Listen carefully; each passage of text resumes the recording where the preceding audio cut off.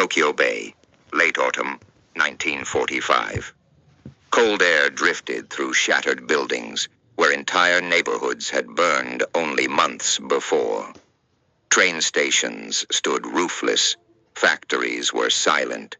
Soldiers in worn uniforms walked home with no armies left to serve.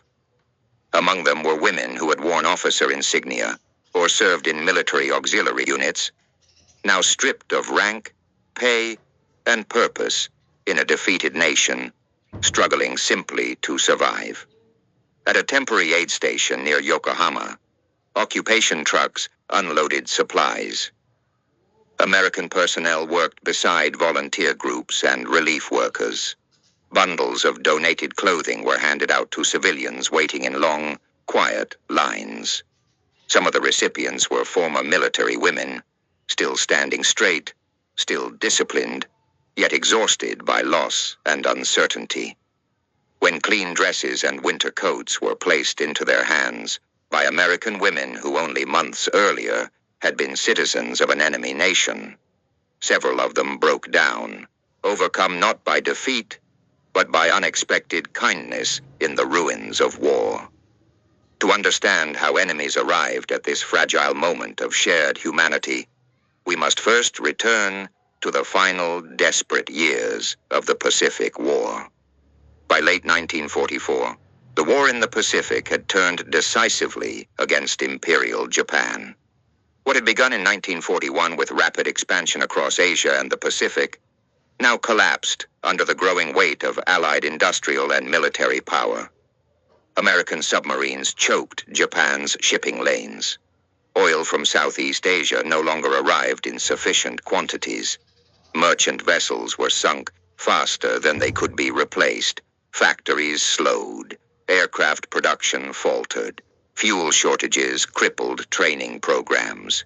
Even experienced pilots received fewer flight hours. Vehicles stood idle. Warships remained anchored to conserve precious reserves.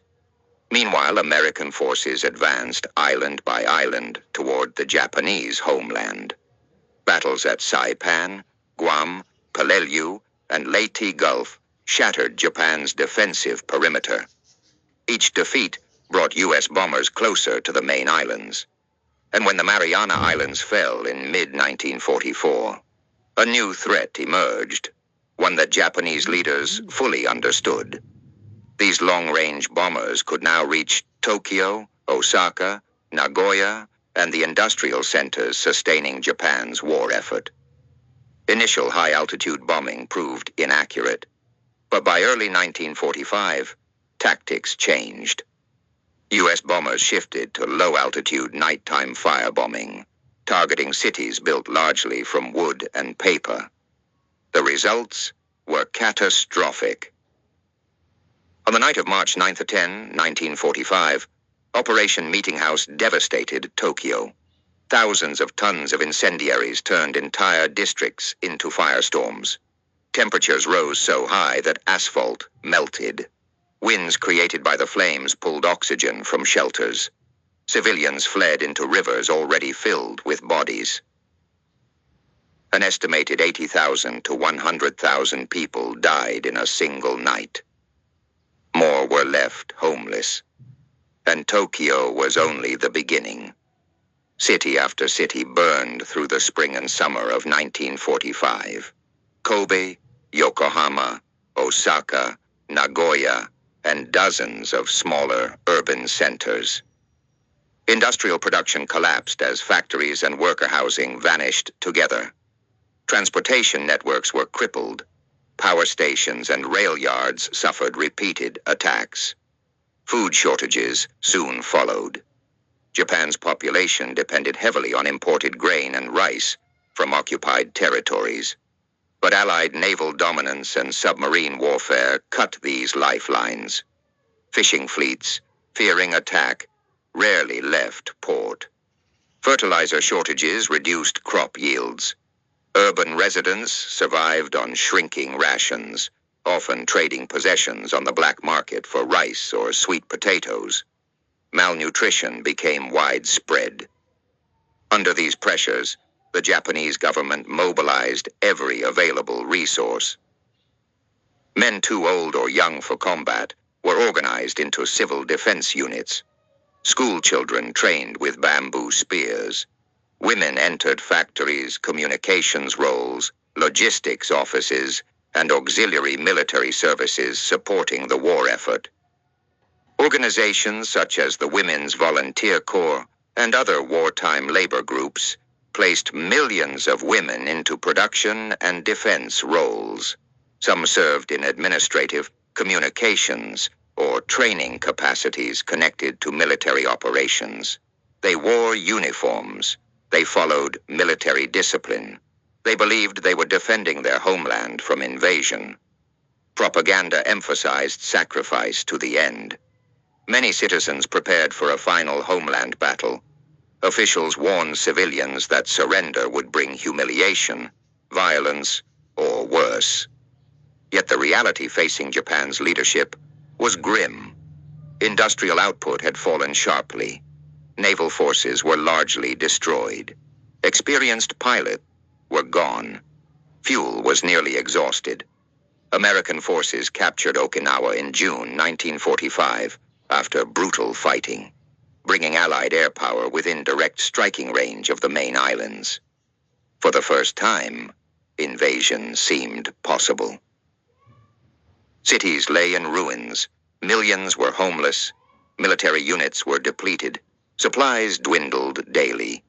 And still, no clear path forward existed for Japan's leaders, divided between those seeking negotiation and those determined to continue resistance. But events in the summer of 1945 would soon force a decision no one could avoid, pushing the nation, and its soldiers and military women alike, into a moment that would end the war and begin an uncertain new reality. The end came suddenly, and for many Japanese citizens, incomprehensibly. On August 6, 1945, at 8:15 in the morning, an American B-29 bomber named Enola Gay dropped a single atomic bomb over Hiroshima. Within seconds, much of the city vanished in a blinding flash. Buildings disintegrated, fires erupted across miles of urban districts. Tens of thousands died instantly. Many more suffered burns and radiation injuries they did not yet understand. 3 days later, on August 9th, another atomic bomb struck Nagasaki. The destruction, though partially limited by terrain, was devastating. Combined with conventional bombing, naval blockade, and relentless military losses, Japan's capacity to continue fighting was effectively gone. On that same day, another shock arrived. The Soviet Union declared war on Japan and launched a massive invasion into Japanese-held Manchuria. Soviet forces crushed the Kwantung Army, once one of Japan's most formidable forces, in a rapid offensive. Suddenly, Japan faced enemies from multiple directions, with no reserves left to respond. The Japanese leadership reached a breaking point. On August 15th, 1945, Emperor Hirohito addressed the nation by radio for the first time in history. Most citizens had never heard his voice. Speaking in formal court language, he announced Japan's acceptance of Allied surrender terms.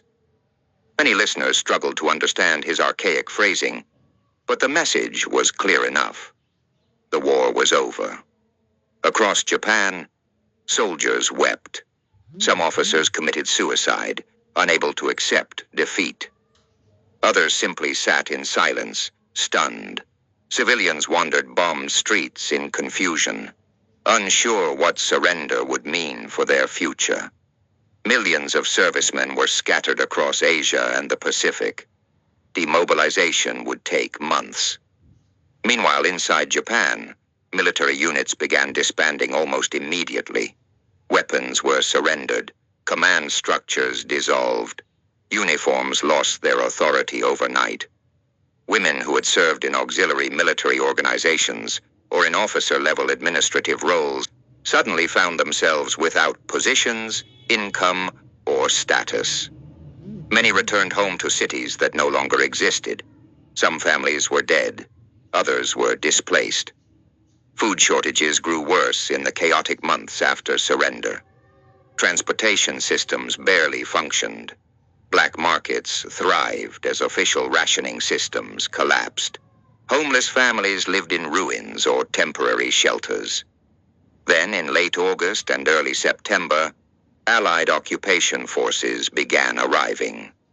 On August 30th, advance American units landed at Atsugi Airfield near Tokyo. Soon after, General Douglas MacArthur established occupation headquarters.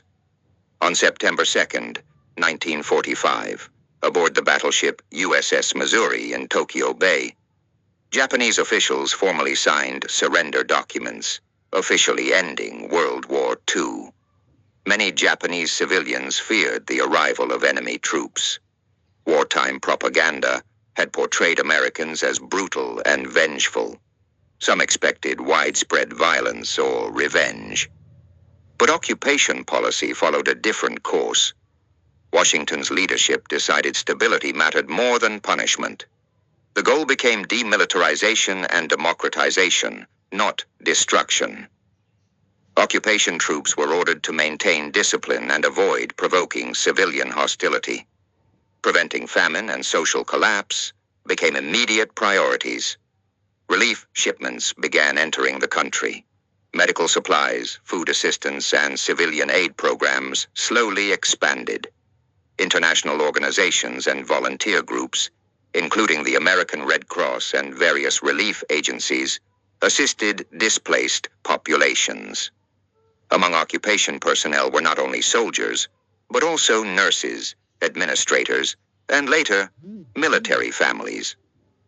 Some American women arrived as part of aid programs or accompanied occupation staff. Churches, volunteer groups, and service organizations organized clothing donations for civilians who had lost nearly everything. Queues formed outside distribution points. Former soldiers, widows, factory workers, children, and occasionally former military women accustomed to discipline and authority stood together waiting for basic necessities. Pride often clashed with hunger and exhaustion. And it was within these quiet aid encounters, far from battlefields and headlines, that former enemies began seeing each other differently, not as uniforms, but as people trying to rebuild lives in the aftermath of total war. These encounters would soon reveal unexpected emotional truths, offering a new perspective on what victory and defeat truly meant. For many Japanese women who had served as officers or in auxiliary military positions, the transition from authority to dependency was jarring. They had been trained in discipline, logistics, and communication, often managing other personnel or running operations behind the front lines. Yet, after surrender, these same women found themselves standing in long lines for basic necessities. Their uniforms no longer commanded respect. Rank was meaningless. Some had witnessed the deaths of colleagues. Others had lost entire families to bombings. Hunger gnawed at them. Disease spread in crowded shelters. Pride clashed with survival instinct. The same women who had issued orders, organized barracks, and assisted in military planning now accepted aid from those they had been taught to consider enemies. It was a humbling and disorienting experience. Their tears, when they came, were not merely for personal suffering, but for a nation and a society that had collapsed around them. They represented the human cost of defeat, not just in terms of physical destruction, but in the dismantling of identity and purpose. The American occupation of Japan was not a random military exercise. It was carefully planned to maintain control without sparking rebellion. General Douglas MacArthur's headquarters emphasized demilitarization and the preservation of social order. Soldiers were instructed to avoid unnecessary confrontation, and the distribution of food and clothing was strategically employed to prevent unrest. This approach reflected lessons learned in earlier occupations and post-war planning. Occupying forces who treated civilians harshly often faced guerrilla resistance or sabotage. By contrast, providing aid, food, clothing, medical care, served multiple purposes, stabilizing the population, reducing resentment, and establishing a framework for long-term reforms. Even clothing distribution, seemingly minor, became a tactical tool.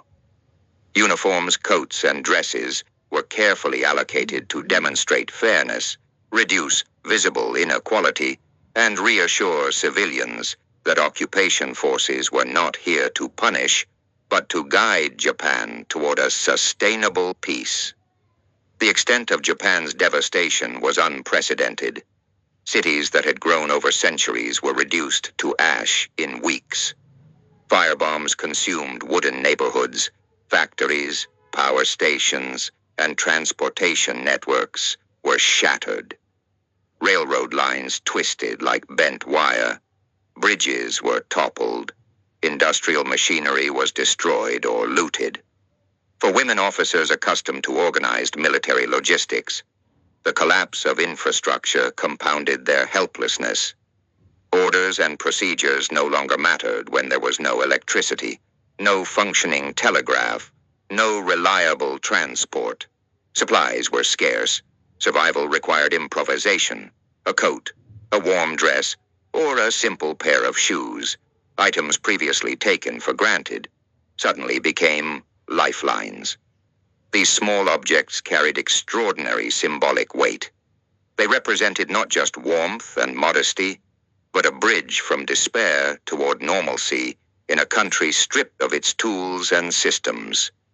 These three angles, the deeply human experience, the tactical foresight of the occupation, and the destruction of industrial life, intersected in moments like clothing distributions, where the scale of war met the personal, and small gestures revealed the profound gaps left by conflict.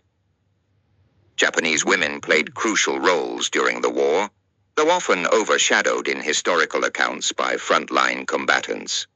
By 1944-45, women served as communication officers, factory supervisors, medics, and administrative aides within the military framework.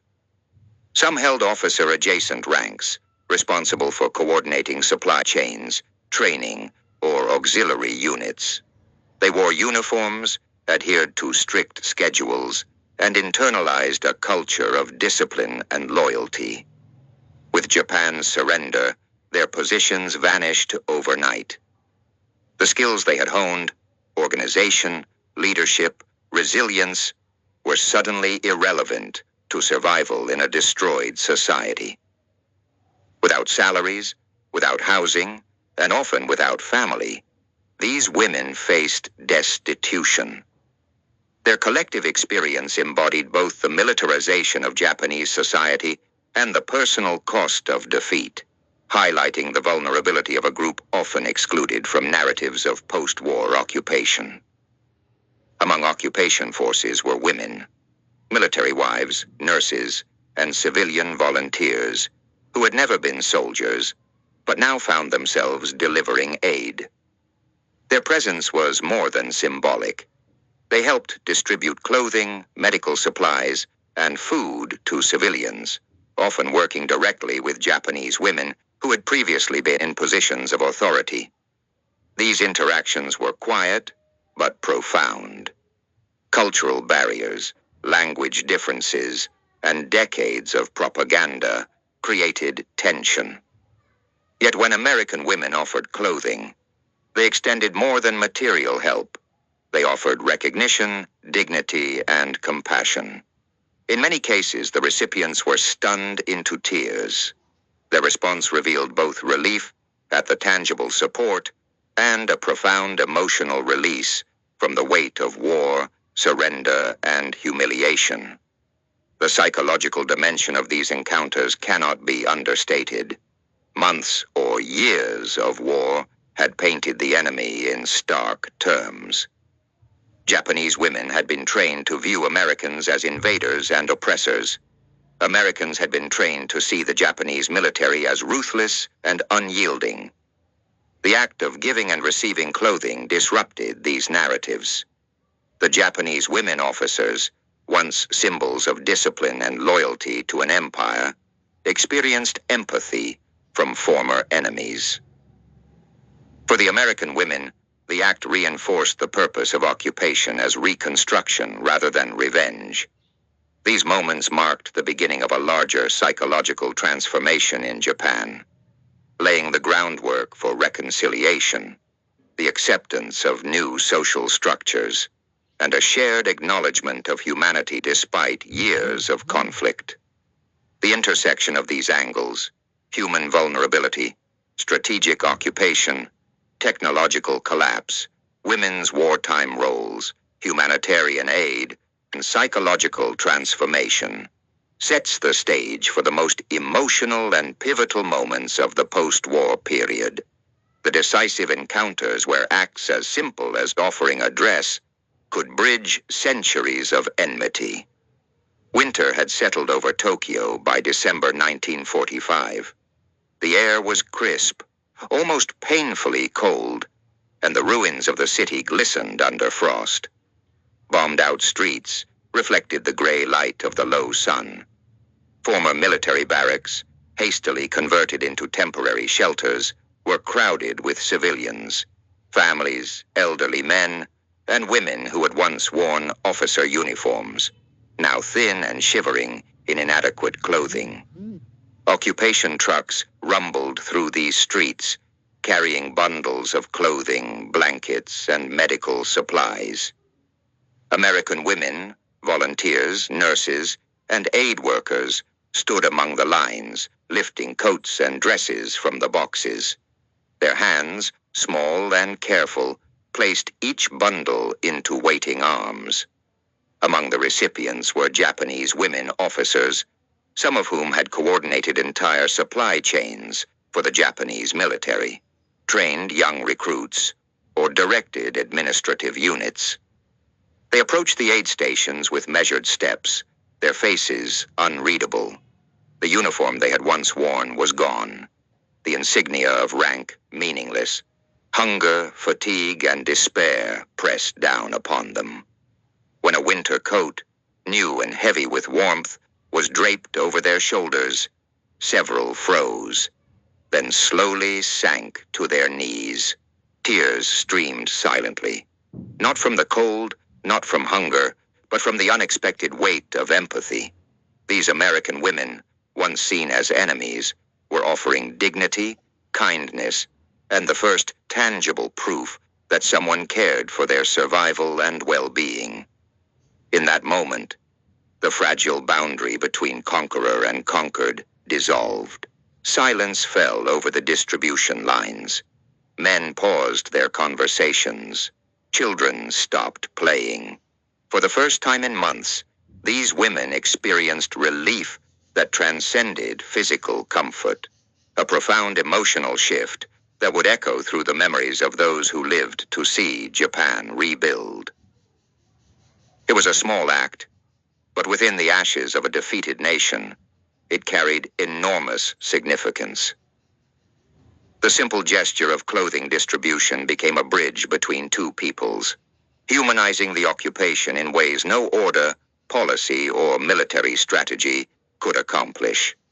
The transformation, however, was not instantaneous. The streets still held hunger. Factories remained idle. Families remained scattered. But the moment set in motion a series of encounters that reshaped the perception of victory and defeat, preparing the ground for Japan's slow, deliberate recovery. In the weeks that followed, distribution points multiplied across Tokyo, Yokohama, and Osaka. Relief teams coordinated with the American Red Cross, Japanese municipal officials, and volunteers to reach as many people as possible. The queues often stretched for blocks, composed of former soldiers, elderly civilians, and women who had once been officers in the imperial military. One cold morning in late January 1946, a small hall near Yokohama became the site of a remarkable encounter. A group of Japanese women officers entered, still maintaining the posture and composure ingrained by years of military discipline. They approached tables stacked with neatly folded coats and dresses. American women, volunteers from both the military and civilian relief organizations, stood ready, smiling, offering garments without fanfare. When the first coat was handed over, one officer paused, grasping the fabric, unable to speak. She lowered herself slowly to the floor, tears rolling down her cheeks. Others followed, some hugging each other silently, others staring at the coat as if seeing a lifeline. These were women trained to suppress emotion, who had endured air raids, hunger, and the collapse of an empire. Yet now, in the simple exchange of clothing, they allowed themselves to feel, to grieve, and to hope simultaneously. The psychological weight of the act was immense. The Americans were not just providing material aid.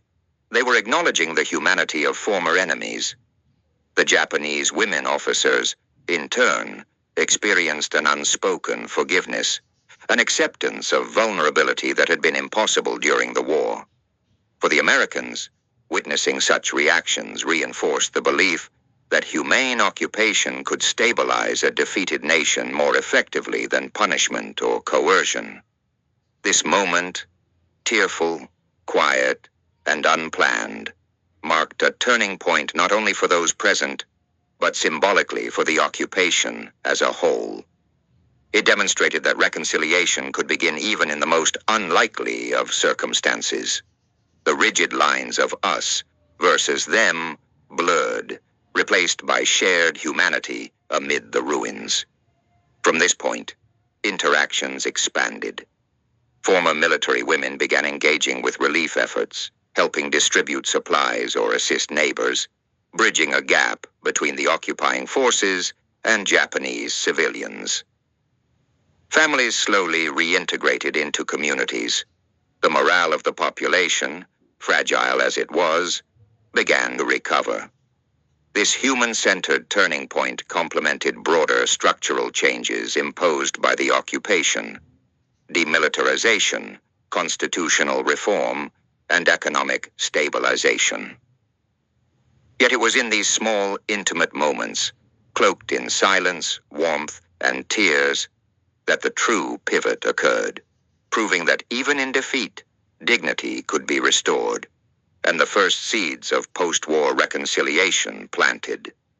By the spring of 1946, the first full year of occupation had reshaped Japanese society. Demobilization of millions of soldiers, both men and women, proceeded methodically under Allied supervision. Military units were officially disbanded, and weapons collected or destroyed. Japanese officers, male and female, returned to civilian life, carrying the weight of defeat, the loss of authority, and the challenge of survival in cities still scarred by firebombing. The humanitarian efforts initiated during the winter months continued, expanding to include food distribution, medical aid, and clothing programs. Relief teams coordinated with local officials to identify the most vulnerable populations, particularly widows, orphaned children, and former military women. For those who had once been officers, receiving clothing and food became more than sustenance. It became a signal of social reintegration. Communities, too, began to reorganize. Temporary shelters evolved into permanent housing for some families, while schools reopened despite limited supplies. Former military women often assisted in these efforts, applying organizational skills developed during wartime. They helped manage shelters, organize supplies, and supervise communal kitchens. Their participation not only restored a sense of purpose, but also helped bridge the gap between civilians and occupying forces. Psychologically, the occupation introduced a subtle but profound shift. The presence of American personnel, ordered to act with restraint, to deliver aid without humiliation, allowed Japanese citizens to confront defeat without complete despair. The act of receiving aid, particularly from former enemies, offered a measure of dignity. Women who had once wielded authority in the military now exercised leadership in reconstruction efforts, blending past discipline with new social roles. The broader Japanese population observed these developments closely. News of aid distribution, organized relief, and respectful occupation behavior spread quickly. Morale, though fragile, improved as people realized that survival and even reconstruction were possible. The Japanese government, under Allied oversight, began implementing reforms aimed at stabilizing the economy, preventing famine, and establishing legal protections for civilians. Amid this gradual recovery, former military women officers stood as quiet symbols of resilience. They had endured the collapse of the empire, witnessed destruction on an unimaginable scale, and confronted personal loss. Yet they survived, and through interactions with American women, they experienced the first glimmers of hope that humanity could endure beyond the horrors of war.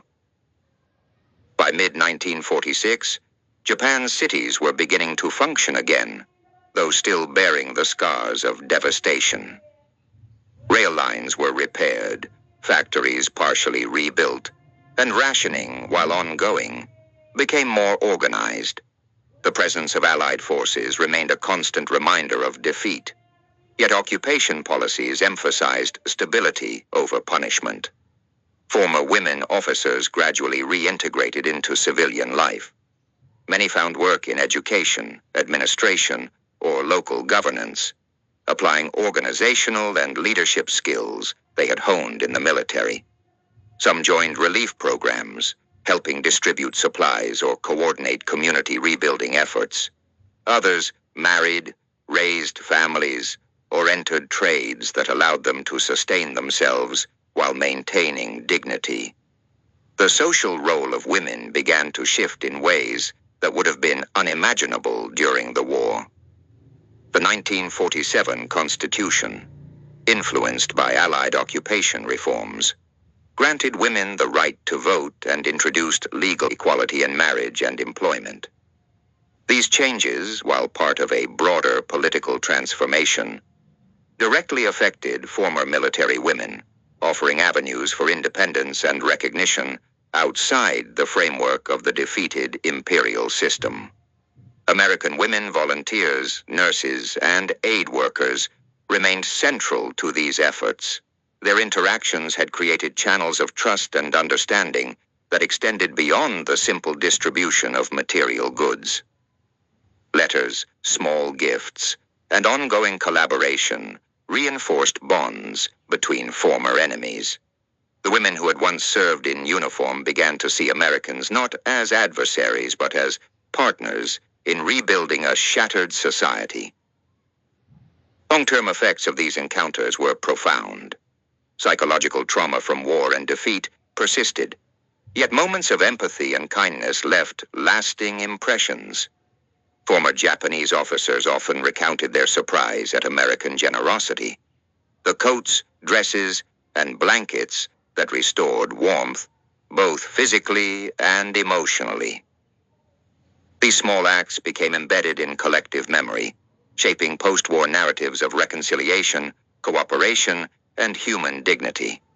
By 1947, Japan had entered a new phase: reconstruction, reform, and recovery.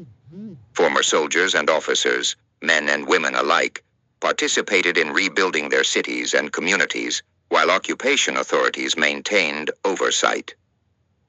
The events surrounding clothing distributions, seemingly minor at the time, symbolized a larger process: the transformation of defeat into resilience, fear into trust, and enmity into cautious collaboration. From these early encounters, a framework emerged for the post-war relationship between Japan and the United States, one that combines strategic interests with human empathy. The Japanese women officers, who had once held positions of authority within a fallen empire, now became witnesses and participants in a society striving to rise from ashes, illustrating the enduring power of dignity restored through simple acts of compassion. The sight of Japanese women, once officers of a defeated military, crying as they received coats and dresses from American women, encapsulates a truth often lost in histories of war. Human dignity can survive even amid destruction. These tears were not of shame, nor merely of relief. They were a release, a recognition that compassion could exist where there had been only conflict, that small gestures could bridge vast divides of ideology, culture, and history. In the broader context of the post-war occupation, these moments reveal how the human element shapes outcomes as profoundly as strategy or weaponry. Military defeat, technological supremacy, and political authority set the stage. But empathy and respect determine how societies recover.